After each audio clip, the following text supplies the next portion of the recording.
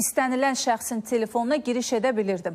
Azərbaycan və xarici şirkətlərin kompüter sistemlərinə qanunsuz daxil olmada və digər kiber cinayətlərdə təqsirləndirilən Zeromap Məhdud Məsuliyyətli Cəmiyyətinin icraçı direktoru olan Tural Əliyevin cinayət işi üzrə məhkəmə prosesi keçirilib. İttiham aktına əsasən Tural Əliyev 2021-24-cü illərdə fiziki və hüquqi şəxslərin mobil telefonlarına və digər texniki avadanlıqlara kənardan nüfuz edə bilən casus proqramları yaradıb.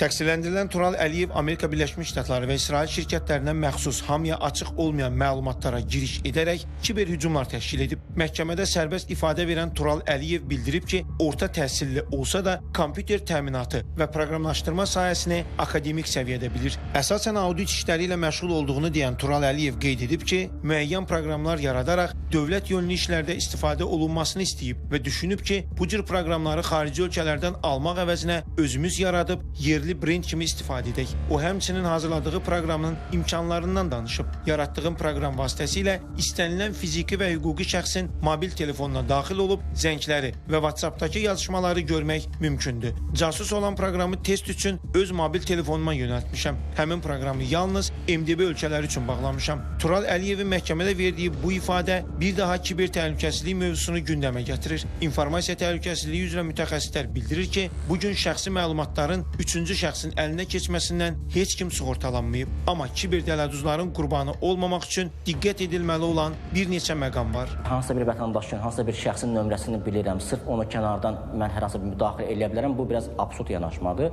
Əsasən burada fiziki yanaşma olmalıdır. Fiziki yanaşma dediyimiz kimsə kənardan yükləməlidir və ya özümüz yükləməliyik bilə istəməyərək. Şəkili göndərib, onu yükləyib, telefona yaddaşına verib, düzdürmü? Bu artıq onun arxa planında yatan phishinglər, artıq zərərverici kodlar artıq telefona yüklənmiş olub. Telefona zərərverici kodlar olduğu təqdirdə bu göz görə-görə işləmir.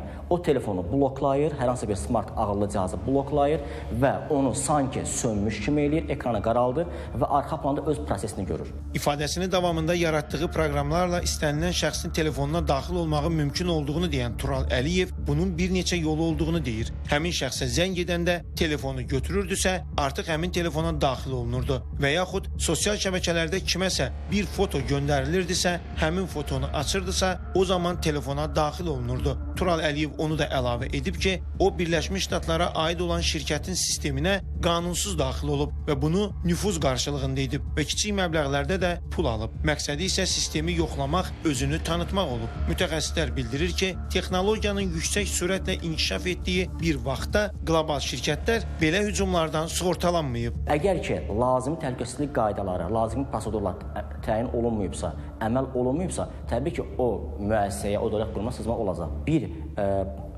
qurumu mən hədəfləyirəmsə, mən ora xeyli sayda DDoS dediyimiz phishinglər ata-ata, təbii ki, müəyyən bir qırılma yarada bilərəm. Günümüzdə bunun real əlbəttə ki, mümkündür. Bu hətta tək fərdi şəkildə ola bilər, bu komanda şəklində ola bilər. Daha sonra Tural Əliyev qeyd edib ki, yaratdığı həmin proqramları dövlət orqanlarına vermək niyyəti olub, ancaq həmin proqramlar əvvəlcə sınaqdan keçirilməli idi. Bu məqsədlə də Azərbaycanda olan bir şirkətin kompüter proqramına daxil olub və dediyinə görə heç bir əməliyyat keçirməyib. Qeyd edək ki, Tural Əliyevə Dövlət Təhlükəsizlik Xidmətinin İstintaq Baş İdarəsi tərəfindən Cinayət Məcəlləsinin müvafiq maddələri ilə ittiham verilib. O ittihama münasibət bildirərək özünü qismən təqsirli bilib. Əhməd Məmmədov, Əziz Əzizov, Nemət İskəndər, ATV Xəbər.